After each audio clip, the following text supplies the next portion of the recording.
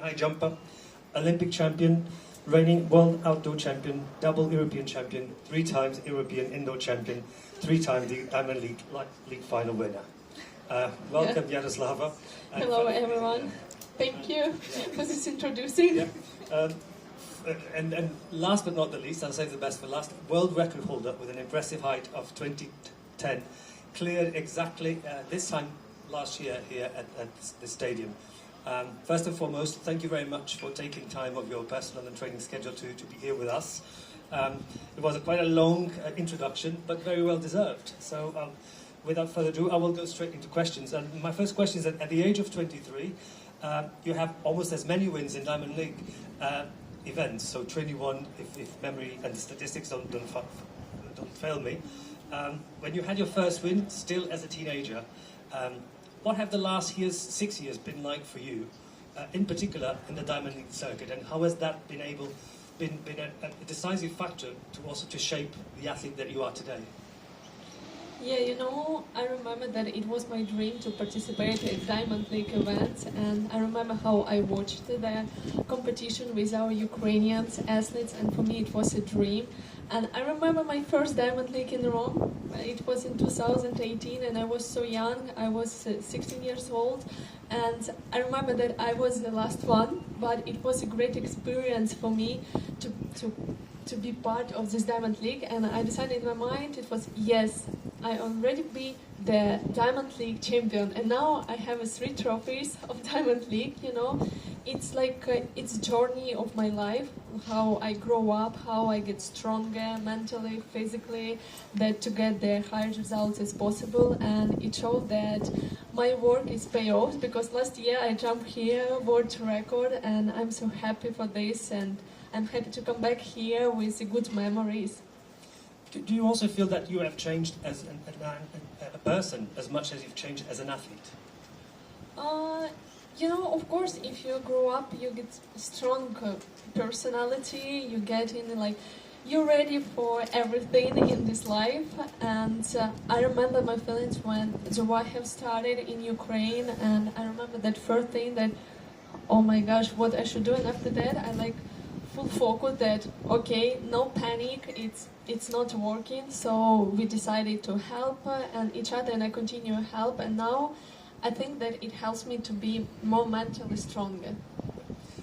Let's circle back to June 2024, when some of us were blessed enough to see you here at the stadium breaking the world record. Do you feel more pressure now that you have jumped on the day back-to-back to 207 and 210?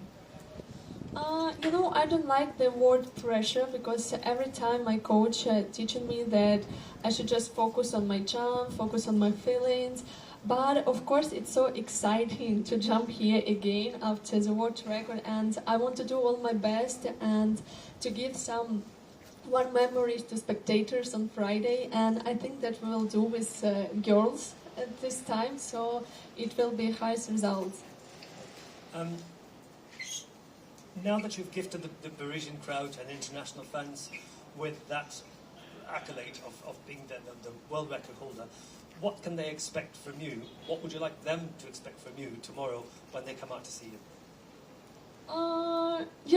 I think just a good vibes, good memories, my smile before the jumps, and of course I want to improve myself and jump higher than 2 meters, but let's see how it will be. So I'm really thankful that they follow me, and I try to be the best version of me, and to keep working and to get to the World Championship, because World Championship in the end of September is the most important competition that I will have this season.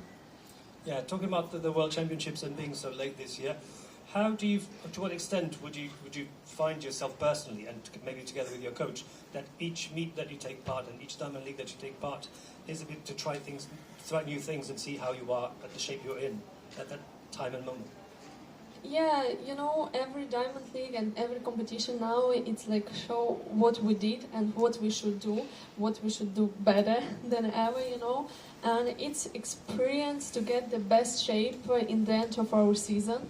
But it will be not my first time that I have too late competition. I have yours Olympic Games in October in Argentina, and I had my first World Championship in Doha was in the end of September. So I'm looking forward for this championship, and I know that I will be ready for fighting to protect my title of the World Champion. You said that it was your dream to compete at the Diamond League, and it's certainly our dream to see you competing at the Diamond League today, well, tomorrow. So on that note, I will hand over to ask if there's any questions from the media on site that you have to Yaroslava. No question. Cool. Oh, well, there should be. I've got extra questions. But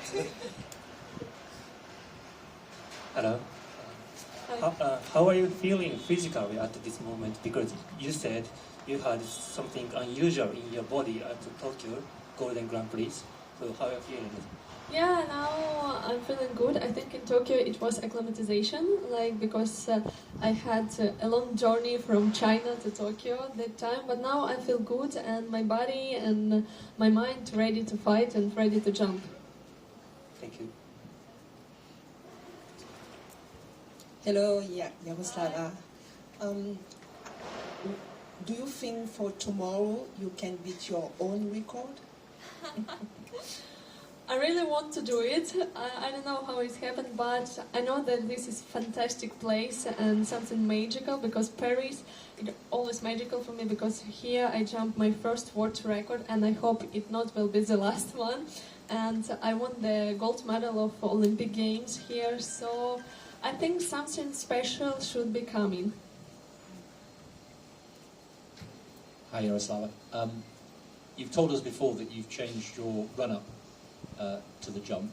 Can you tell us where you are in that progress, and what more would you like to do before it's complete?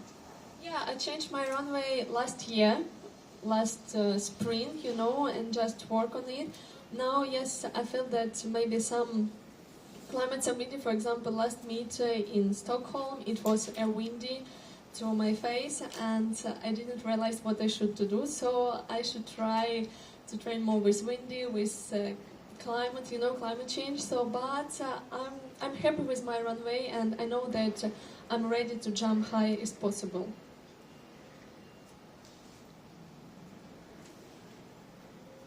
any more questions for our world record holder?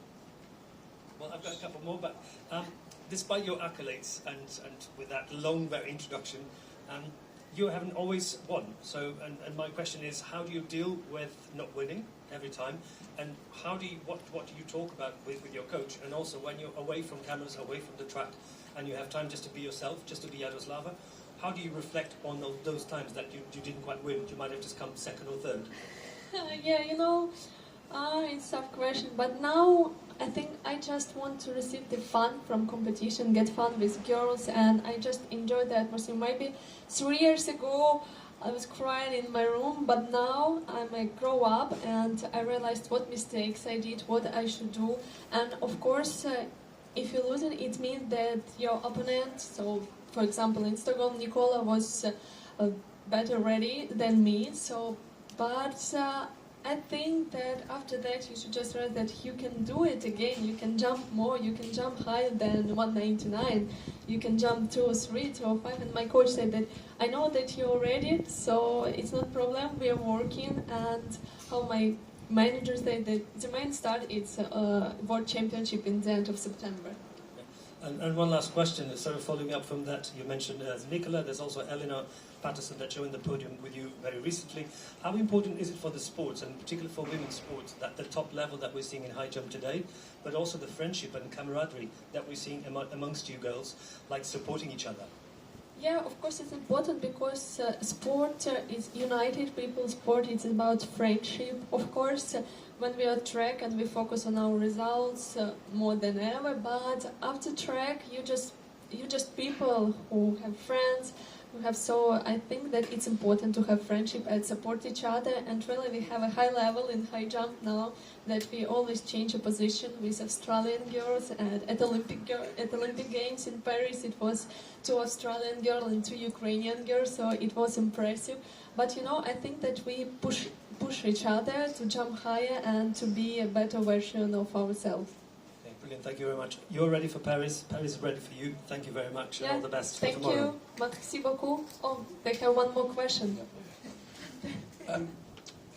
Many of us are concerned about what's happening in Ukraine at the moment. Sort of, how do you deal with that?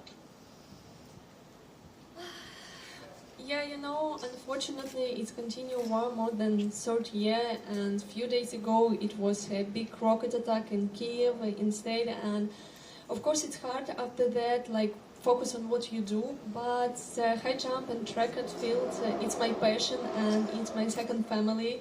The track and field athletes always support us Ukrainians, and I'm really thankful them, and I know that it's my mission to continue jumping, to continue show people that we are a strong nation and we'll never give up, and we will fighting for our liberty.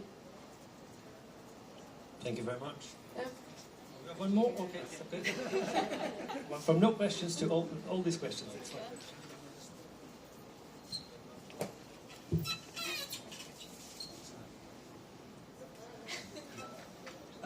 You asked some advice to Tobe, Japanese Tobe, at Tokyo last month or 2 months ago. Was it good for you for improving your attempts? Yes, it was good. I asked just realizing that I'm moving in the right step, you know, because he's professional, he's professor in Tokyo, so it's a pleasure to receive some advice and use this in high jump.